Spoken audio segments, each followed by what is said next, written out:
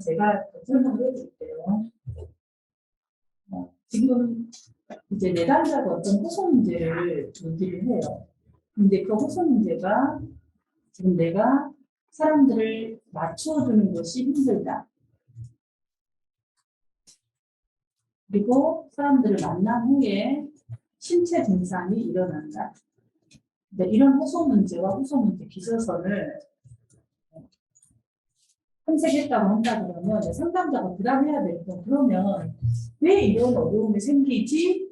이 이제 원인을 찾는 부분에 대해서 보통 뭐가 나오냐 그러면 이 상담자가 이론적인 렌즈가 필요합니다.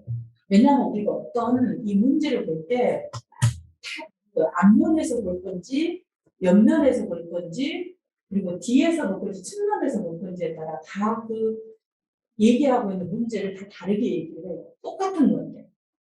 그러니까 그걸 이제 우리는 상담에서는 이론적인 렌즈로 어떻게 설명하냐 그런 거예요. 그러니까 상담사가 왜 이 내담자가 이런 어려움이 생겼냐 이 부분을 얘기할 때는 상담자의 이론적인 렌즈를 가지고 설명하는 거예요.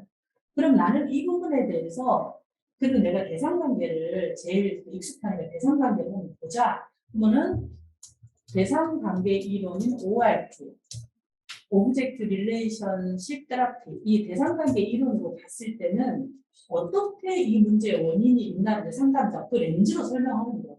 그때 이제 그 렌즈로 설명할 때 세 가지의 이 원인에 대한 것들이 서로 연계가 돼 있어요. 뭐냐면은 처음에 원인은 뭐야?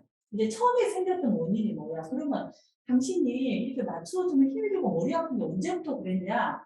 그럼 어떤 내담자들은 내가 7살 때부터 그랬다.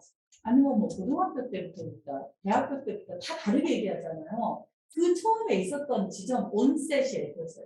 그 지점이 대부분 유발 요인이라고 굳이 얘기하자면 유발, 처음 시켰던 것이 뭐냐. 그 다음에 이제 만약에 이 내담자가 7살 때부터 혹은 5살 때부터 그랬던 것 같아요. 이렇게 이제 얘기를 한다 그러면 내담자 기억 속에 5살이라고 얘기한다 그러면 그때 되게 중요한 일이 있어서 기억 속에 나온다는 거예요. 그럼 한 번 더 물어보는 거예요. 맞아요.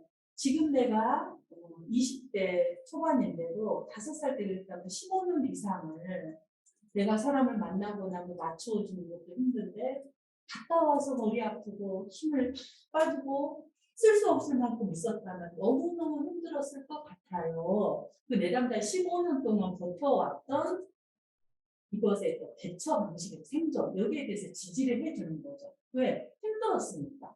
뻔했으니까. 그러면서 또 한 번 물어보는 거죠.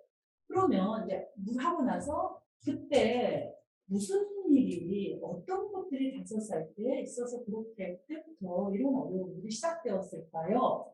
이렇게 이제 이 유발 요인에 대한 배경, 컨텍스트를 이야기로 물어보는 거예요.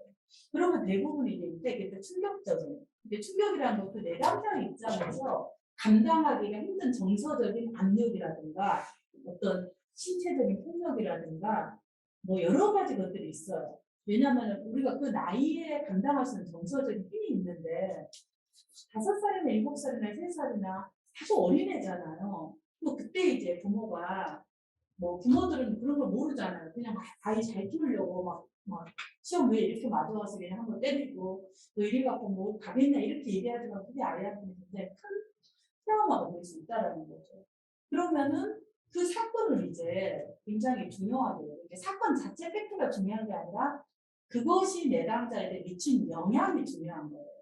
근데 이제 그 영향을 유발 요인으로 봤는데 아까 말한 대상관계로 봤다겠죠. 근데 대상관계에서는 어떻게 보냐 그러면 어렸을 때 대상에 대한 이미지, 대상에 대한 관계 이미지가 나의 자기에 대한 자기 이미지의 표상, 자기 표상, 대상의 표상이 나의 표상에 영향을 미쳐서 지금 현재 자기 표상이 있는데 대상 표상이 있어요. 이 대상 표상이 대부분 부모잖아요. 그 부모와의 이 표상이 부모가 뭐 무서운, 엄격한 이런 표상이 있겠죠. 아니면 뭐 말을 안 들은 혼이나 이런 대상 표상이 자기 표상이 되는 거죠. 영향을 미치는 거죠. 그리고 이 자기 표상이 내가 대인관계에 그대로 재현되고 있다. 이게 이제 대상관계의 큰 이론이잖아. 그래서 지금 현재 이 대인관계 누구야? 사람들하고 만나고 있는 사람들과의 관계에서 내가 뭐예요? 맞춰주고 갔다 오면 머리 아프고 힘이 없는 그런 부분들의 어려움이 지금 현재 일어나지만 대상관계에서는 그 원인이 어렸을 때 자기의 표상에 영향을 미친 대상의 표상에 영향이 있다고 보는 거죠. 큰 대상관계 이론을 보면 그게 이제 유발요인이에요. 이거 어떻게 물어야 될까? 힘들었겠어요. 그런데 이것을 나오도록 물어봐야 되겠죠. 이 유발요인을 알기 위해서. 그럼 어떻게 해요? 뭐 대상표상, 자기표상 이렇게 한 게 아니라 그때 어떤 일들이 머릿속에서 떠오르나요? 이미지로 하는 거예요. 왜냐하면 표상이라든가 자기표상은 이미지거든요. 그러니까 부모가 한 번은 때리지 않았어도 냉대하다고 내가 느낄 수 있어요.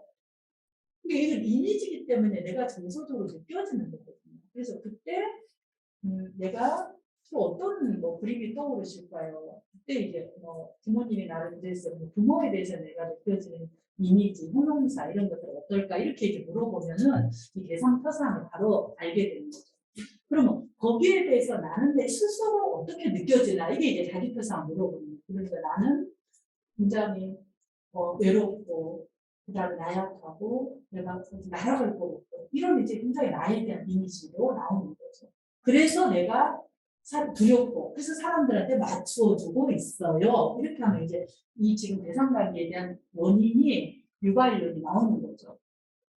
그러면 여기서 유발론이 나오면은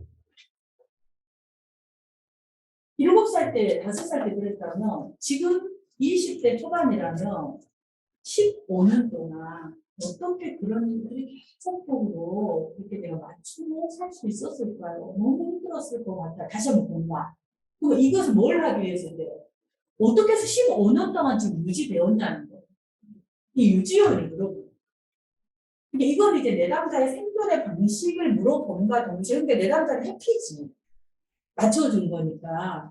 그렇지만 동시에 유지되었던 원인이 뭐냐? 그럴 때 이제 이 대상 관계에서는 이 유지원이 뭐냐고 뭔가 이 대상들이 계속해서 내가 맞추어줄 때 뭐가 있어요? 우리가 왜 계속 그 행동을 해요? 보상이 있으니까 하는 거야. 내가 이렇게 하는데도 뭐가 없으면 에라 모르겠다 막 때려치워버리고 그냥 뭐 대출을 하든지 뭔가를 하는데 계속 했다라는 거는 뭔가 보상이 있어요.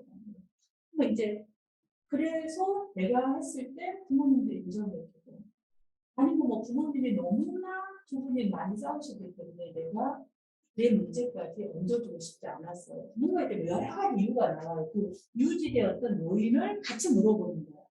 이게 이제 유지원. 근데 유발력과 유지원이 지금처럼 명확하게 분리되어질 수 있지만 어떤 경우는 유발력과 유지원이 서로 이렇게 뭐라 그럴까 역동적이고 상호적이어서 섞여서 어떤 분이 잘 구별이 안 될 수 있어요. 이게 유지요인이면서 유발요인이 될 수도 있고 이런 거죠. 그렇게 해서 그러면 왜 지금 이런 문제들이 생각을 들어오셨을까요? 하는 게 이제 속발요인이죠. 지금 왜 왔나? 이 봤을 때. 지금 와서 보니까 내가 대학교 와서 보니까 이제 여유가 생긴 거예요. 아니면 뭐 대부분이 부모랑 같이 있다가 대부분 대학이라는 것은 부모 곁을 떠나잖아요. 그래서 어디에 있냐면 자취를 하거나 기숙사 생활을 하거나 아니면 아침에 새벽에 나갔다가 밤 12시에 들어가거나 그럴 수 있는 게 대학 생활이잖아요. 그러니까 조금 더 거리를 두면서 거리를 두니까 내가 나를 조금 더 볼 수 있는 그런 것이 되었다든지 아니면 뭐 관련된 과목을 들으면서 나에 대한 걸 좀 알게 되었다든지 뭔가 이제 그런 촉발시키는 요인, 스트레스 요인도 있겠지만 꼭 스트레스 요인만 촉발 요인이 되지 않아요. 내가 새롭게 나를 인식하고 볼 수 있는 지금 말하는 어떤 과목을 듣거나 상담을 받거나 과목에서 그런 것도 이 촉발 요인에 들어갈 수 있는 거죠. 그 부분들. 그래서 이렇게 전체적으로 파악하는 것이 문제를 파악하는 부분입니다. 대상관계를 많이 본다면. 그래서 지금 이제 얘기했던 이런 결국 내담자의 부적응적 패턴이 뭐냐 그러면 만나면은 내가 맞추어주는 거야. 그럼 맞추어주면은 그냥 해야 되는데 아무 자기 의견이 없는 거야. 감정적으로 괜찮아 괜찮아 그래 그렇게 하자 다 오케이 모두 that's okay you are okay I'm not okay 전부 다 오케이 오케이인데 나만 아니야. 그런데 그 I'm okay가 아닌 게 뭐예요? 집에 오면 머리가 아프고 이게 그 소진된 상태. 이런 것들이 이런 부정적 패턴은 결국은 육아의 유지로인 그 촉발 요인들이 호소 문제와 다 연결되어져 있다는 거예요. 이 맥락 안에서. 그래서 이 고통에 대해서 내담자는 어떻게 해요? 아까 뭐 도피를 하는 거죠. 참으니까. 자기 안으로 도피를 하고 있는데 어떤 사람은 싸우는 친구가 있고 어떤 사람은 음악 배우는 그런 부분이 있죠. 어쨌든 내담자는 이렇게 하겠다. 그래서 어떤 상태인지를 전체적으로 보는 것이 필요합니다. 그래서 이제 사회 개념화라는 게 지금 얘기했던 그런 전체적인 부분이고, 자 이거를 제가 지금 문제 볼게요.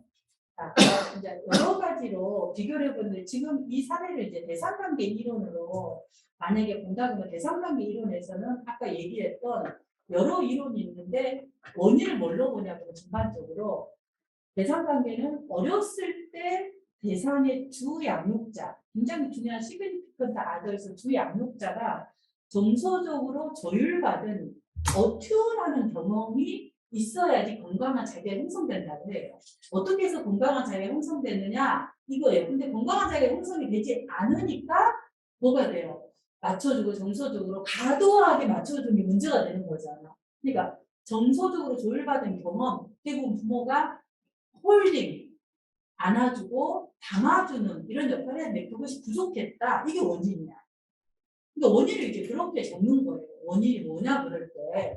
근데 이건 이제 책에서 나온 내용이고 사례에서는 상담자가 어떻게 시그니피컨트 아더스를 주 양육자가 정서적으로 조율받은 경험을 부족하게 했는지에 대한 것을 구체적으로 기술하는 게 필요하겠죠. 그 다음에 또 이제 어떤 이야기들은 또 이렇게도 표현해요.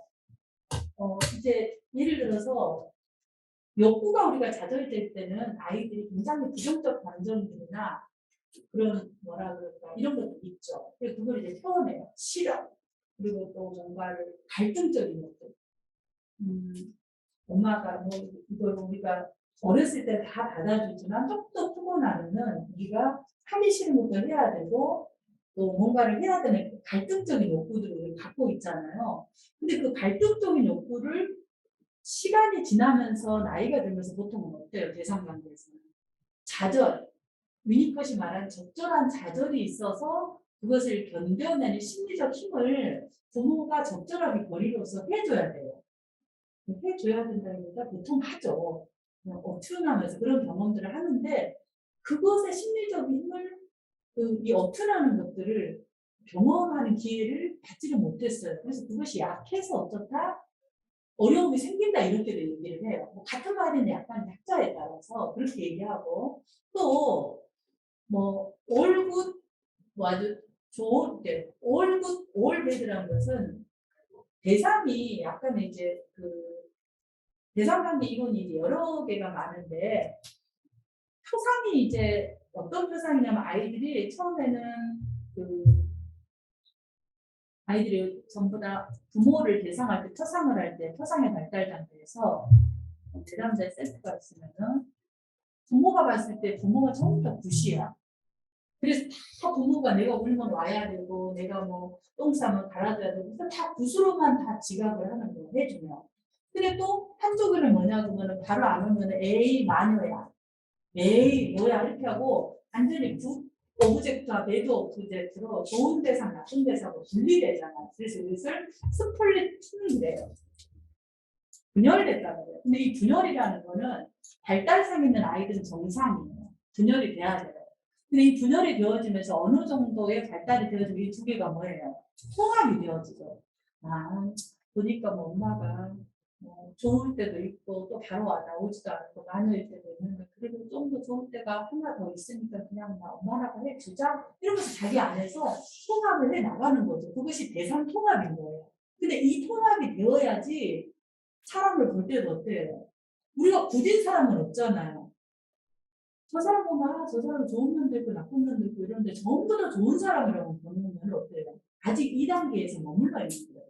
그러니까 이 단계에 대한 통합이 되지 않고 항상 좋은 대상, 나쁜 대상의 상태로 아직 남아있다. 이게 원인이라고 볼 수 있어요. 그러니까 이거는 내담자의 사례에 따라서 조금 더 이런 좌절된 경험이 없는 경우는 지금 이렇게 욕구를 견뎌내는 힘이 약하다고 쓸 수 있겠고, 대상 통합이 안 되는 부분 있잖아요. 보통 BPD. 그럼 이제 뭐라고 경계선 성격 장애, 이런 경계선 성격 장애든 경계선 성격 장애가 아니든 약간 이런 성향 비군 클러스터 이런 부분이 보이든 약간 감정 조절이 안 되는 분들 있잖아요. 그런 부분들을 주로 설명할 때 이렇게 좀 설명하는 게 그게 이제 대상관계 이론으로 말하면 좀 설명하기 쉽죠. 주로 부모에 대해서 토상이 통합되지 않으니까 그걸 누구한테도 좀 적용해요. 지금 남편 혹은 결혼하기 전이면 자기의 파트너, 남자친구, 여자친구. 그래서 모두 다 그냥 해서 다 구술해야 된다고 생각하는 거예요. 그럼 이제 그거는 거의 뭐 힘든 거죠. 관계에 대한 부분에서.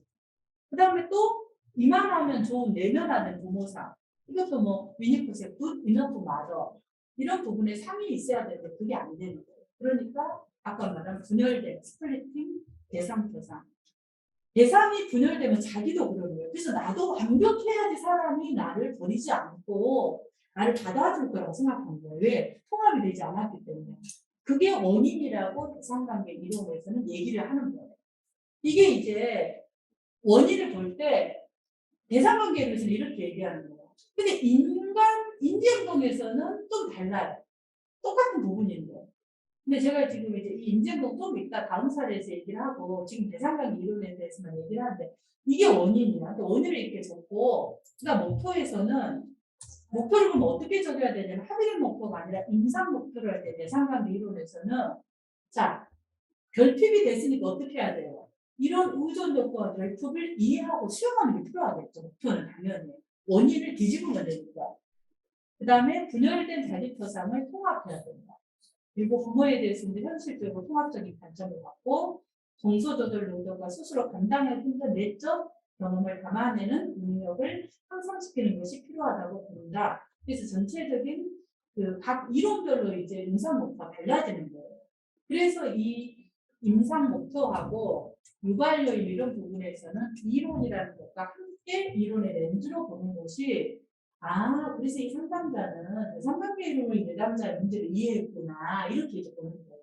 그래서 목표를 이렇게 세우고 계획을 이렇게 세우고 있구나 이렇게 보는 거죠. 근데 이제 상담자가 게스탈트, 대상관계, 인지행동 뭐 이렇게 4개를 해버렸다. 그럼 이제 어떻게 될까요? 하긴 하겠지만 굉장히 이제 비빔밥이 돼버리는 거죠. 그리고 처음부터 비빔밥을 하면은 가르기가 힘드니까 처음에는 비빔밥보다 그냥 밥만 먼저 이렇게 잘 이렇게 짓는 것이 필요하겠다 이렇게 얘기를 할 수 있겠습니다. 그럼 이제